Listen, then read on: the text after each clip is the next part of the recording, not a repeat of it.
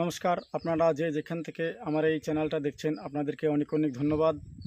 আজকে আজকে একটি বিশেষ করে যে কাকে যে কোনো মানুষকে, ঠিক আছে, যে কাউকে যে ভূত আক্রমণ করে কিংবা দুষ্ট আত্মা আক্রমণ করে সেটা যেন না করতে পারে, সেই জিনিসটির জন্য আজকে এই মন্ত্রটা বলবো, ঠিক আছে।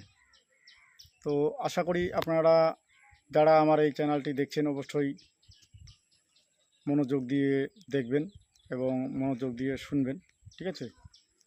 তো আজকে আপনাদের সবার মাঝে এই আমি ভিডিওটা দিচ্ছি। আপনারা কখন কিভাবে কাজটা করবেন, কিভাবে চালাবেন, সেই সব কিছু নিয়ম A to Z আমি বলে দেবো আজকে। মন্ত্রটা বলছি, আপনারা শুনুন। কৈলাসে শিবের বাস, ধরতিতে করে বসতি, চার কোণ পৃথিবী ঘুরে হয় আমার অঙ্গে বসতি।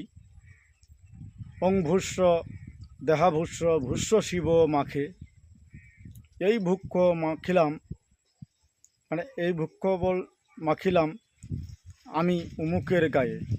নিজের নামটা বলতে হবে এখানে, যে নিজের গায়ে কাউকে দিলে কারোর নাম বলতে হবে, ঠিক আছে। আমি মাখিলাম উমুকের গায়ে, শিব অঙ্গ ধারণ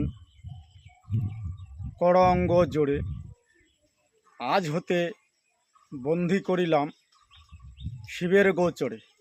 দোহাই শিবের দোহাই, দোহাই শিবের দোহাই, ঠিক আছে। এইটুকুই হলো মন্ত্র। আপনারা যারা এই মন্ত্রটা চাইছেন কিংবা শিখতে চাইছেন, সম্পূর্ণ আমি নিয়ম বিধি সব কিছু আমি ক্লিয়ার করে বলছি, ঠিক আছে।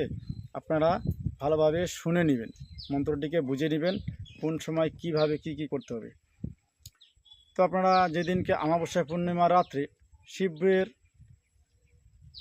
যে ভূষ্য হয় সেটা হচ্ছে শ্মশানের ছাই, যেটা সাদা হয়ে যাবে। শ্মশানের ছাই যেগুলো থাকে সাদা, পুড়ে কাঠ যেগুলো পুড়ে সাদা হয়ে যায়, সেই ভূষ্যটা নিয়ে আসবেন, অর্থাৎ সেই ছাইটা সাদা পাউডারের মতো যেটা হয়ে যায় সেটা লাগবে। ওইটা নিয়ে এসে পূর্ণিমাতে আপনাকে ওটা নিয়ে বসতে হবে, লাল আসন করে বসতে হবে।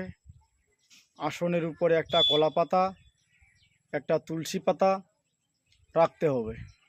যেই আসনে বসবেন ওই আসনের উপরেই রাখতে হবে, ঠিক আছে। রাখার পর তাহলে ওই ভূষ্যটা রাখতে হবে, যেই ছাইটা নিয়ে এসছেন সাদা পাউডারটা, ওইটাকে রাখতে হবে। রাখার পর ওইখানে মন্ত্রটা আপনাকে 21 বার জপ করে নিতে হবে।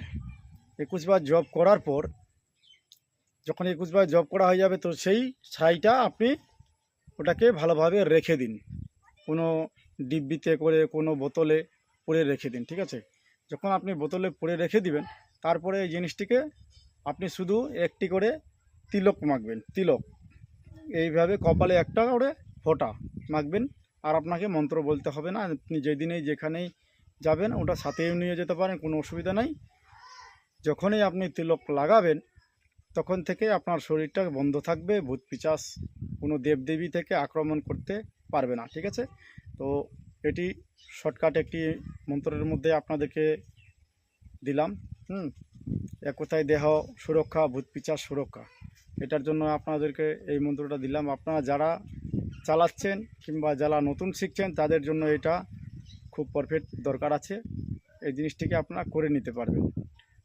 আর যারা নতুন আছেন চ্যানেলটিকে অবশ্যই সাবস্ক্রাইব করে রাখবেন, আমার পাশে থাকা বেল আইকনটিকে বাজিয়ে দিবেন, অল করে রাখবেন, তাহলে আমার নোটিফিকেশনটা সবার আগে আপনার কাছে পৌঁছে যাবে, ঠিক আছে।